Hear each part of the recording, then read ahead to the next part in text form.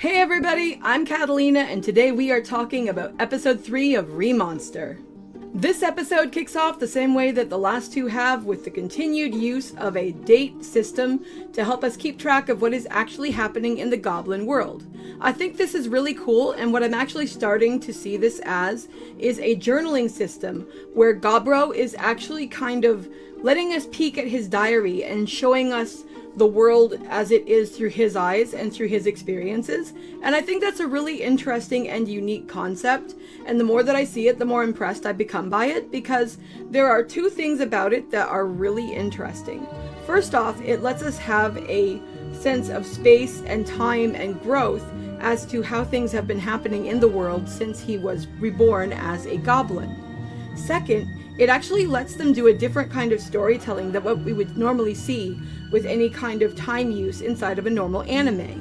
Under normal circumstances, we'd see something like Dragon Ball Z, where 1 hour of combat might actually stretch out to 10 episodes. This show almost does the opposite, giving us situations where we get smaller snippet stories of things that have happened in Gobrou's life and to the Goblin village, as opposed to this longer form thing where a short span of time is stretched over episodes.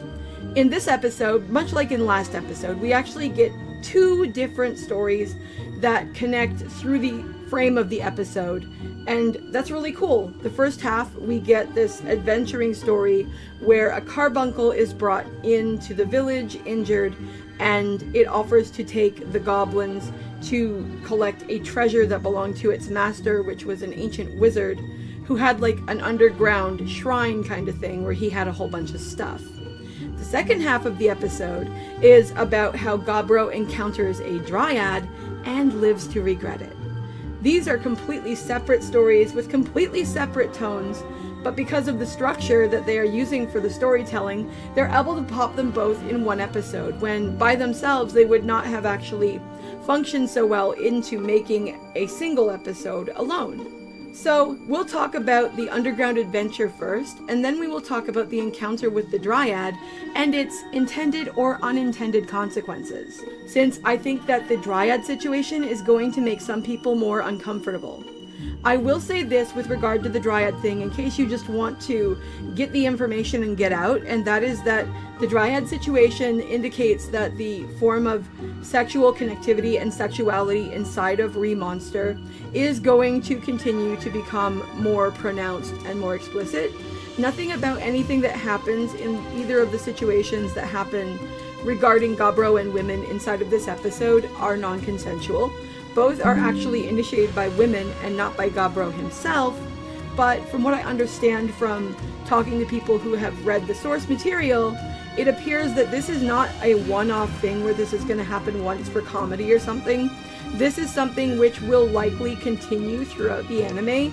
So if you watch episode 3 and then come back and are like, oh my god, that was just no and I don't like it, I can completely empathize with you. It's not going to be for everyone, but you should be aware that it is likely, not guaranteed, but likely, that we will be seeing more of this as the story progresses. And of course, I will be continuing to update people on this situation, because I know that for some of my viewers, since I probably do have some ladies coming and watching my stuff, that it is entirely possible some of you are probably very uncomfortable with situations like this.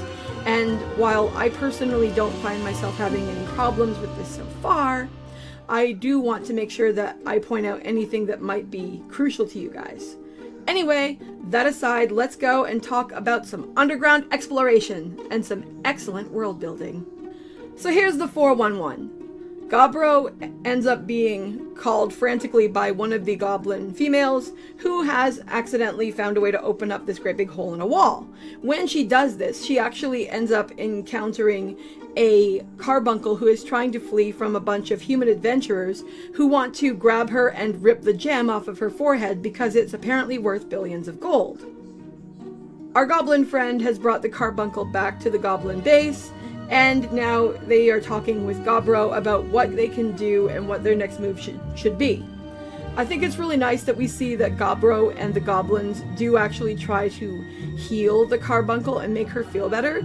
But tragically, the carbuncle recognizes that her core, the thing that she was made from by her mage master, has been damaged to an extent where she feels that her life is not going to be very much longer. As such, since she won't be able to continue guarding his treasure, she wants to show it to the goblins, and she wants the goblins to have it because she doesn't want it to fall into the hands of humans. First off, because the humans she just encountered were a bunch of dicks, and second off, because apparently her master didn't like humans to begin with. So she feels that leaving the treasure with the goblins would be better. And so, with that decided, a treasure hunting our goblin, hobgoblin, and ogre friends do go. And it's a pretty cool delve down into a dungeon. The art style is really cool. I like the outfit that Gobrou ends up wearing. I thought it looked really neat.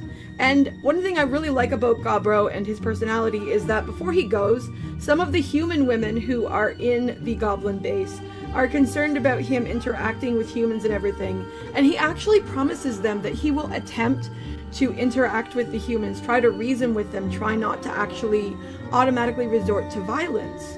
Because he actually recognizes that while if he has to, he's going to do it because survival of the fittest, he would rather not do that because he knows that that would actually increase the comfort and safety of the human women that are living in his village.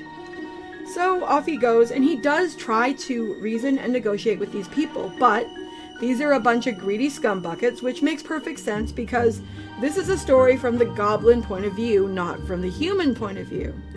But what I did find kind of funny is that Gobrou's actual human tendencies from the point of view that we would think from actually show through in the fact that he is actually talking about honor and decency and about the humans being an invading force and everything else, and that he is defending this area. Whereas normally goblins, from what we understand of their culture when Gobrou first gets here and we see the reaction to those first group of human women, goblins generally are known for just taking what they want.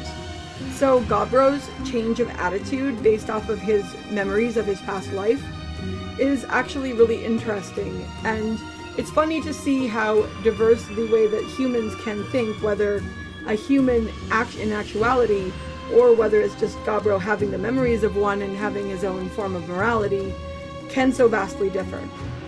But he and these humans get down to brass tacks, end up fighting each other. He kicks their ass. They think they're going to be really smart. They shoot a fireball at him or something, or some other kind of smoking magic. And he lets them attack first, and they do not live to regret it. It doesn't show any kind of graphic death for them on the screen or anything like that, but we do get the insinuation that they are gone because we see Gobrou picking up different classes: warrior, priest, sorcerer, you get the idea. And we all know how Gobrou picks up new skills. So yeah, I'm pretty sure that he had some human for dinner. He also got a whole bunch of items from them that he actually decided to consume. I thought it was really funny because it shows him eating this robe, and at first I'm like, what are you doing? Are you a billy goat? And then I had to remind myself that it's not just consuming living things that gives him skills and abilities, but that he can actually get that from consuming materials as well. So that was something. Once the pests are taken care of and they are able to continue on their journey, they make their way into the actual tomb, and they actually get all of the items from the wizard. And Gobrou actually does two things that I thought were really cool. First off, the little carbuncle who guided them there does actually die. She dies by fading away, and the only thing that is left is her gem. And Gobrou, what he actually decides to do is he consumes it. And I thought that was cool on two levels. One, it's a practical thing for him, because as who he is and the abilities he has, when he consumes things, he gets abilities. And he does get some new abilities from consuming her gem.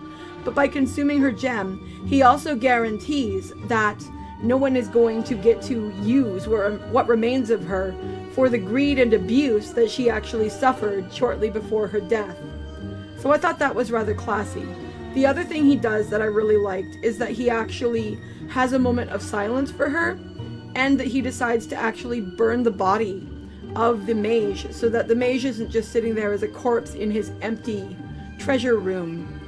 And when that happens, though, something really neat occurs, because something shoots out from the mage. It goes up Gobrou's arm. At first, Gobrow's like freaking out, like, what the fuck just happened to me? But then it turns out that actually he ends up with a mechanical arm attached to the stump that he got last episode. And by the end of this episode, we find out that he basically feels that this new extension is as good or better than the arm he had. So, directly or not, it almost seems like the mage is thanking him for coming and ensuring that peace came to both him and the carbuncle and to their treasure. They also get this really cool chest that can hold, I think it was like 99 or 999 different items, and it can hold like 2,000 copies of each. So they don't even leave you wondering how they get this stuff home. I thought that was cute. Before we move on from this, I did want to talk about a couple more things regarding lore and world building that we got in this section that I thought were pretty cool. First off, as I was saying, we see that when Gobrou consumes stuff, he gets new classes, which is hilarious.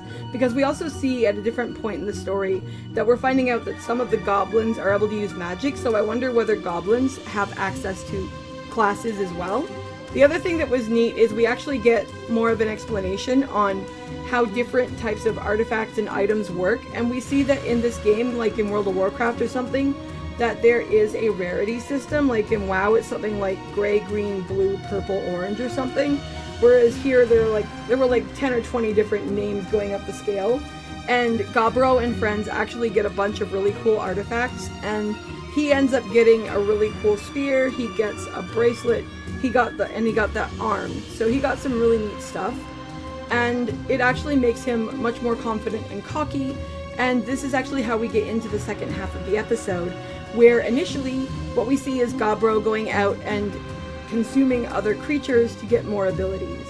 Eventually though, Gobrou goes somewhere that he really shouldn't have. He sees this sparkly tree, and he realizes that what he is approaching is the space for something called a Dryad.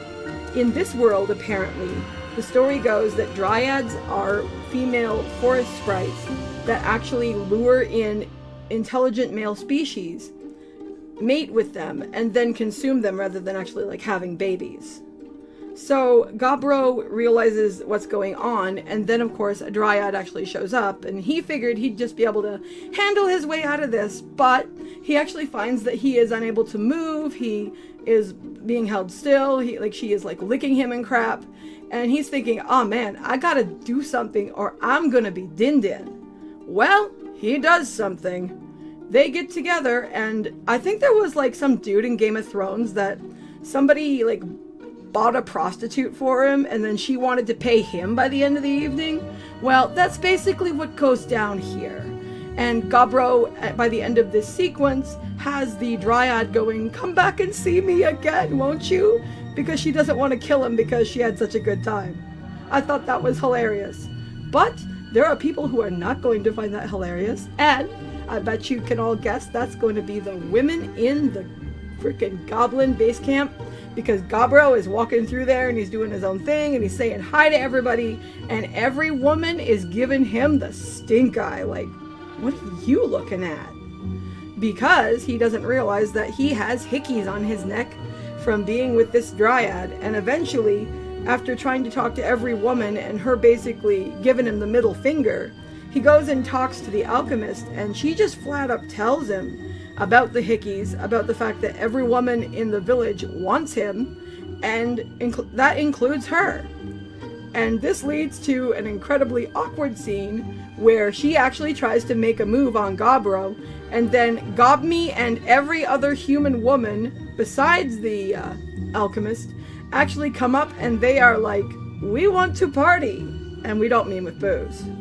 So we get this ending sequence where every female that has basically been interacting with Gobrou over the past 3 episodes is in this great big like harem sex extravaganza, or maybe sextravaganza would be more funny. But anyway, it doesn't show anything incredibly graphic or nasty or anything like that. We see shadows against the backings as we see the episode start to reach its end. But that actually brought up a couple things that I think are really interesting to point out about this situation. When's the last time that we saw shadowing, ladies and gentlemen? It was actually when we saw the faces of the girls who were actually graphically traumatized and raped. at some other point before the story began. And what we're seeing with seeing this here isn't that Gobrou is raping these people. These people asked to have this orgy with him. They initiated this. But what it tells us is that this is not about romantics or romanticism. This is about reproduction. And this is about the most basic lizard brain male fantasy that is conceivable. And to be clear, when I say that, there is nothing wrong with that. Women have these too. You want me to tell you why every one of these chickies is here doing this? Because Gobrou is the biggest, the strongest, and the leader.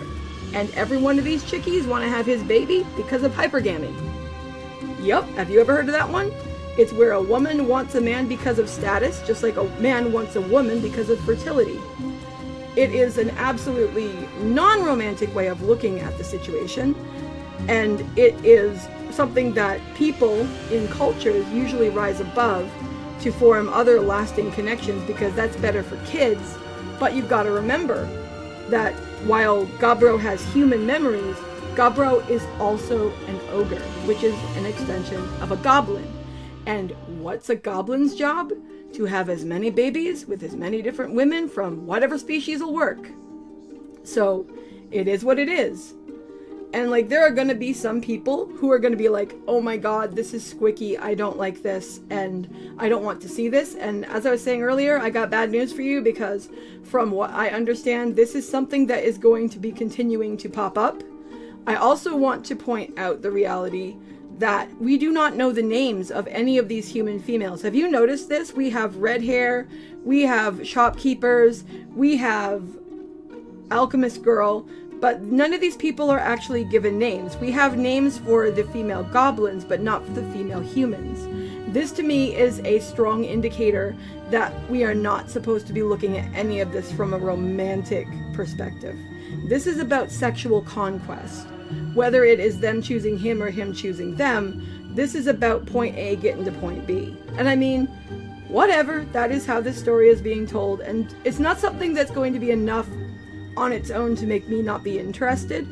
I will say this, I hope that while we will probably get more of this reference throughout the season, I hope we do get enough other things mixed in that it doesn't simply devolve into purely being this, because to me that would be boring, and given that they have been pretty good so far at not making anything be overly graphic, I don't know how much they could really do with that. One of the things I'm really interested to see though, from a storytelling perspective, in result to this, is how are the other men of the village going to handle the reality that Gobrou has essentially become Ogre Chad? Because forget the 80-20 rule of all of this stuff. Gobrou has created a harem, and he is the only one having a good time as far as any of the men. And this is after telling the men that they are not supposed to touch the women. So that could have some interesting implications. At any rate, I wanted to make sure I covered that thoroughly, and that I covered what was going on and what I thought about it. But it's something we're going to have to wait and see on, because it could end up working or not working for me as things progress.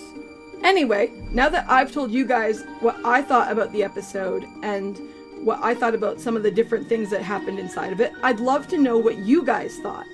Did you guys actually find the situations with the Dryads or the girls funny? Did you like the exploration down into the treasure room? Do you think that the men are going to be absolutely pissed off when they realize what is going on? And how do you think that's going to actually affect the overall society? Do you have other thoughts that I haven't that you'd like to share? Regardless of which of these it is, I'd love to hear any thoughts and comments you have down in the comment section below. Let's keep this discussion going. Anyway, that's all I've got to say about this one for today, so I will see you guys in the next video. Bye!